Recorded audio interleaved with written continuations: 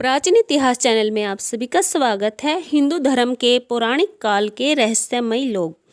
भारत चमत्कारों और रहस्यों से भरा देश है। भारत को देवभूमि कहे जाने से कई कारणों में से एक कारण यह भी है कि यहाँ का दर्शन, धर्म और आध्यात्मिक सत्य सनातन है। इसके कारण ही दुनिया के अन्य धर्मों की उत्पत्ति हुई है। ऋग्वेद दुनिया का प्रथम ऐसा धर्म है ग्रंथ है जिसमें दर्शन, अध्यात्म, विज्ञान, ज्योतिष, गणित, आयुर्वेदिक, कृषि, मौसम, समाज, राजनीति आदि अनेक विषयों की गंभीर जानकारी सम्मिलित है।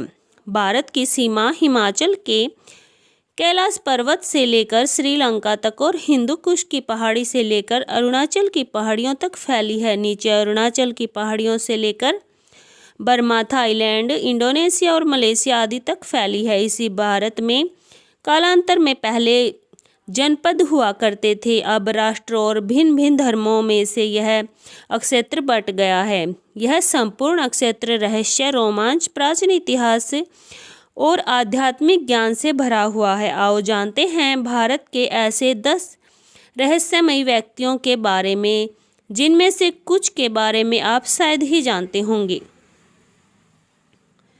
हम आपको हनुमान जी, अश्वत्थामा, बलि, व्यास, हनुमान, विभीषण, कृपाचार्य और भगवान परशुराम और ऋषि मार्कंडेय के बारे में बताने वाले नहीं हैं, जो कि आज भी जीवित हैं। हम जो ऐसे रहस्यमय लोगों के बारे में बताने वाले हैं जिन्होंने विश्व की कई सभ्यताओं को प्रभावित किया है।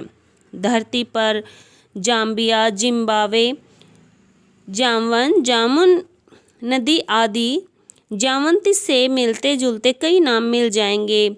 जामवंत जी सतयुग में जन्मे और उनकी चर्चा रामायण काल के बाद द्वापर काल में भी होती है। जामवंत जी अग्निदेव और गंधर्व कन्या के पुत्र थे। जामवंत की माता एक गंधर्व कन्या थी। जब पिता देव और माता गंधर्व थी तो वे कैसे ऋच मानव हो सकते हैं। प्राचीन काल में इंद्रपुत्र, सूर्यपुत्र, चंद्रपुत्र, पवन पुत्र, वरुण पुत्र, अग्नि आदि देवताओं के पुत्रों का अधिक वर्णन मिलता है। जामवंत जी का जन्म सतयुग में हुआ था। जामवंत जी रामायण काल में थे। उन्होंने ही हनुमान जी को उनकी खोई हुई शक्ति का स्मरण कराया था। आश्चर्य है कि वे लगभग 2500 वर्ष बाद हुए महाभारत के काल में भी मौजूद थे, जबकि वे अपनी पुत्री जामवंती का विवाह भगवान श्री कृष्ण से करते हैं। महाभारत में जामवंत भगवान श्री कृष्ण के साथ युद्ध करते हैं तथा यह पता पड़ने पर कि वो एक विष्णु अवतार हैं, अपनी बेटी जामवंती का विवाह श्री कृष्ण के साथ कर देते हैं। जामवंत जी को रहस्यमय व्यक्ति इसलिए कहा जाता है क्योंकि यह सभी जानते हैं कि वे एक ऋच मानव थे। अब यह शोध का विषय हो सकता है कि वे मानव जैसे ऋच थे या कि ऋच जैसे मानव। वह कैसे इतने वर्षों तक जीवित रहे और महाभारत काल में उन्होंने अपनी पुत्री जामवंती कैसी थी? क्या वह भी ऋच मानव थी? एक दूसरी मान्यता अनुसार भगवान ब्रह्मा ने एक ऐसा ऋच मानव बनाया था जो 2 पैरों से चल सकता था और जो मानवों से संवाद कर सकता था। पुराणों के अनुसार वानर और मानवों की तुलना में अधिक विकसित ऋच जनजाति का उल्लेख मिलता है। वानर और किम पुरुष के बीच की यह जनजाति अधिक विकसित थी। हालांकि इस संबंध में अधिक शोध किए जाने की आवश्यकता है। भगवान विष्णु के वाहन गरुड़ के रूप में की प्रसिद्ध हैं। कहते हैं कि प्राचीन काल में बहुत विशालकाय पक्षी हुआ करते थे। गरुड़ इतना विशालकाय पक्षी था कि वह अपनी चोंच में हाथी तक को दबाकर उड़ जाता था। इसी से अंदाजा लगाया जा सकता है कि वह कितना विशालकाय रहा होगा। इनके नाम से एक अलग पुराण भी है जिसे गरुड़ पुराण कहते हैं। इस पुराण को तब पढ़ा जाता है कि जब किसी के घर में किसी की मृत्यु हो गई हो। प्रत्येक घरों में गरुड़ घंटी होती है। माता के मंदिर के द्वार पर एक गरुड़ तो दूसरी ओर हनुमान जी की मूर्ति प्रतिष्ठापित होती है। गरुड़ के बारे में पुराणों में अनेक कथाएं मिलती हैं। रामायण में तो गरुड़ का सबसे महत्वपूर्ण पाठ है। पौराणिक कथाओं के अनुसार भगवान विष्णु की सवारी और भगवान राम को मेघनाथ के नागपाश से मुक्ति दिलाने वाले गरुड़ के बारे में कहा जाता है कि यह 100 वर्ष तक जीने की क्षमता रखता है। काकभूषणी नामक एक कोए ने गरुड़ को श्री राम कथा सुनाई थी, लेकिन आजकल गरुड़ के अस्तित्व पर संकट गहरा रहा है। जटायु और संपादी गरुड़ कुल के ही पक्षी थे। दक्ष प्रजापति की विनीता नामक कन्या का विवाह कश्यप ऋषि के साथ हुआ था। कश्यप ऋषि से विनीता प्रसव के दौरान 2 अंडे दिए। एक से अरुण का और दूसरे गरुड़ का जन्म हुआ। अरुण तो सूर्य के रथ के सारथी बन गए तो गरुड़ ने भगवान विष्णु का वाहन होना स्वीकार किया। पक्षियों में गरुड़ को सबसे सर्वश्रेष्ठ माना गया है। यह समझदार और बुद्धिमान होने के साथ साथ तेज गति से उड़ने की क्षमता रखता है। गिद्ध और गरुड़ में फर्क होता है। संपूर्ण भारत में गरुड़ का ज्यादा प्रचार और प्रसार किस लिए है, यह जानना जरूरी है। गरुड़ भारत का धार्मिक और अमेरिका का राष्ट्रीय पक्षी है। भारत के इतिहास में स्वर्ण युग के रूप में जाना जाने वाला गुप्त शासकों का प्रतीक चिन्ह गरुड़ ही था। कर्नाटक के शासकों का भी प्रतीक गरुड़ था। बहुत ही कम लोगों को मालूम होगा कि रावण के ससुर यानी मंदोदरी के पिता मयासुर थे। रावण की पत्नी मंदोदरी की मां हेमा एक अप्सरा थी और उसके पिता एक असुर। रामायण के उत्तरकांड के अनुसार मयासुर कश्यप ऋषि और उनकी पत्नी दीति का पुत्र था। यह ज्योतिष, वास्तु और शिल्प के प्रकांड विद्वान थे। इन्होंने ही महाभारत में युधिष्ठिर के लिए सभा भवन का निर्माण किया, जो मैं सभा के नाम से प्रसिद्ध हुआ। इसी सभा के वैभव को देखकर दुर्योधन पांडवों से ईर्ष्या करने लगा था और कहीं न कहीं यही ईर्ष्या महाभारत में युद्ध का कारण बनी। मैंने दैत्यराज वर्ष पर्वन के यज्ञ के अवसर पर बिंदु सरोवर के निकट एक विलक्षण सभागृह का निर्माण कर अपने अद्भुत शिल्प शास्त्र के ज्ञान का परिचय दिया। माया दानव ने सोने, चांदी और लोहे के 3 शहर, जैसे त्रिपुरा कहा जाता है, का निर्माण किया था। त्रिपुरा को बाद में स्वयं भगवान शिव ने ध्वस्त कर दिया था।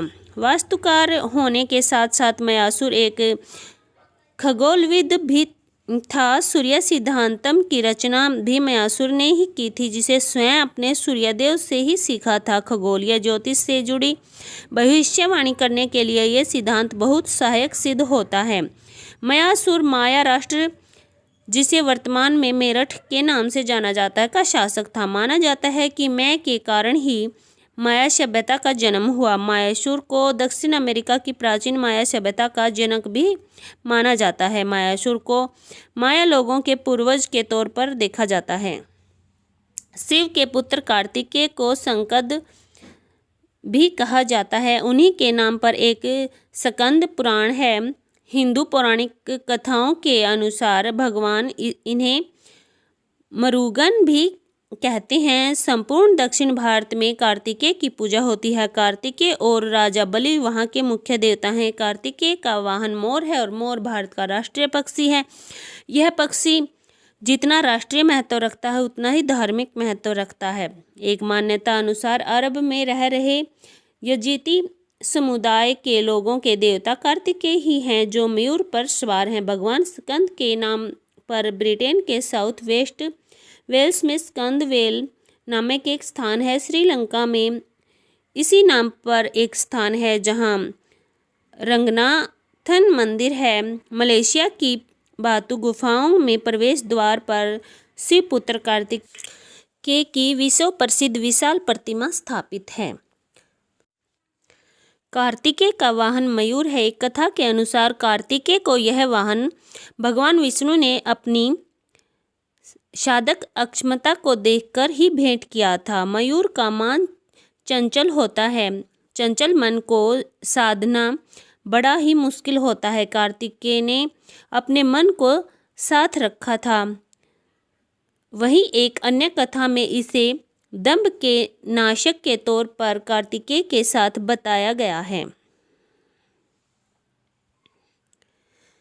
नंदी नामक बैल या बैल का दुनिया की हर सभ्यता में वर्णन मिलता है।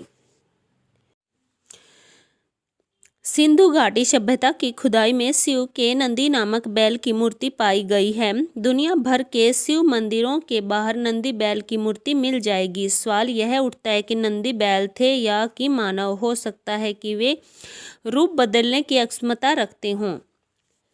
भगवान शिव के प्रमुख गणों में से एक है नंदी। भैरव, वीरभद्र, मणिभद्र, चंदिस, भृगीरटी, शैल, गोकर्ण, घंटाकर्ण, जय और विजय भी शिव के गण हैं। माना जाता है कि प्राचीन कालीन किताब कामशास्त्र, धर्मशास्त्र, अर्थशास्त्र और मोक्ष शास्त्र में से कामशास्त्र के रचनाकार नंदी ही थे। शिव की घोर तपस्या के बाद शिलाद ऋषि ने नंदी को पुत्र रूप में पाया था। शिलाद ऋषि ने अपने पुत्र नंदी को संपूर्ण वेदों का ज्ञान प्रदान किया। एक दिन शिलाद ऋषि के आश्रम में मित्र और वरुण नामक के 2 दिव्य ऋषि पधारे। नंदी ने अपने पिता की आज्ञा से उन ऋषियों को उन्होंने अच्छे से सेवा की। जब ऋषि जाने लगे तो उन्होंने शिलाद ऋषि को तो लंबी उम्र और खुशहाल जीवन का आशीर्वाद दिया, लेकिन नंदी को नहीं। तब शिलाद ऋषि ने उनसे पूछा कि उन्होंने नंदी को आशीर्वाद क्यों नहीं दिया। इस पर ऋषियों ने कहा कि नंदी अल्पायु है। यह सुनकर शिलाद ऋषि चिंतित हो गई। पिता की चिंता को नंदी ने जानकर पूछा, क्या बात है पिताजी? तब पिता ने कहा कि तुम्हारी अल्पायु के बारे में ऋषि कह गए हैं, इसलिए मैं चिंतित हूँ। यह सुनकर नंदी हंसने लगा और कहने लगा कि आपने मुझे भगवान शिव की कृपा से पाया है तो मेरी उम्र की रक्षा भी वही करेंगे। आप क्यों नाहक चिंता करते हो? इतना कहते ही नंदी भुवन नदी के किनारे शिव की तपस्या करने के लिए चले गए। कठोर तप के बाद शिव जी प्रकट हुए और कहा, वरदान मांगो वत्स। तब नंदी ने कहा कि मैं उम्र भर आपके सानिध्य में रहना चाहता हूँ। नंदी के समर्पण से प्रसन्न होकर भगवान शिव ने नंदी को पहले अपने गले लगाया और उन्हें बैल का चेहरा देकर उन्हें अपने वाहन, अपना दोस्त, अपने गणों में सर्वोत्तम के रूप में स्वीकार कर लिया।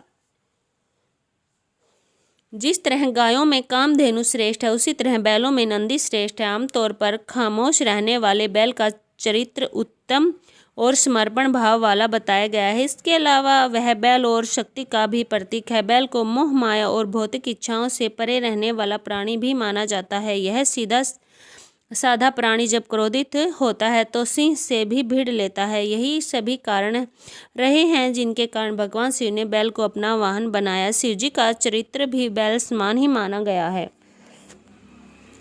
ऐसा माना जाता है कि कश्मीर का नाम कश्यप ऋषि के नाम पर पड़ा है।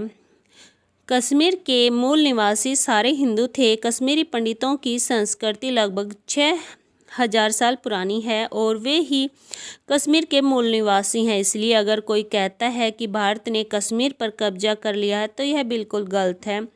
जब हम सृष्टि विकास की बात करते हैं तो इसका मतलब है जीव जंतु या मानव की उत्पत्ति से होता है। ऋषि कश्यप एक ऐसे ऋषि थे जिन्होंने बहुत सी स्त्रियों से विवाह कर अपने कुल का विस्तार किया। आदिम काल में जातियों की विविधता आज की अपेक्षा कई गुना अधिक थी। ऋषि कश्यप ब्रह्मा जी के मानस पुत्र, मरीचि के विद्वान पुत्र थे। मान्यता के अनुसार इन्हें अनिष्टिनेमि के नाम से भी जाना जाता है। इनकी माता कला कर्दम ऋषि की पुत्री और कपिल देव की बहन थी। कश्यप को ऋषि मुनियों में श्रेष्ठ माना गया है। पुराणों के अनुसार हम सभी उन्हीं की संतानें हैं। सुर असुरों के मूल पुरुष ऋषि कश्यप का आश्रम मेरु पर्वत के शिखर पर था, जहाँ वे पर ब्रह्मा परमात्मा के ध्यान में लीन रहते थे। समस्त देव, दानव एवं मानव ऋषि कश्यप की आज्ञा का पालन करते थे। कश्यप ने बहुत से स्मृति ग्रंथों की रचना की थी। भिन्न भिन्न शास्त्रों से पता चलता है कि कैस्पियन सागर का नाम भी ऋषि कश्यप के नाम पर है। दरअसल एक बार समस्त धरती पर विजय प्राप्त करके भगवान परशुराम ने महर्षि कश्यप को धरती का यह भूभाग दान में दिया था।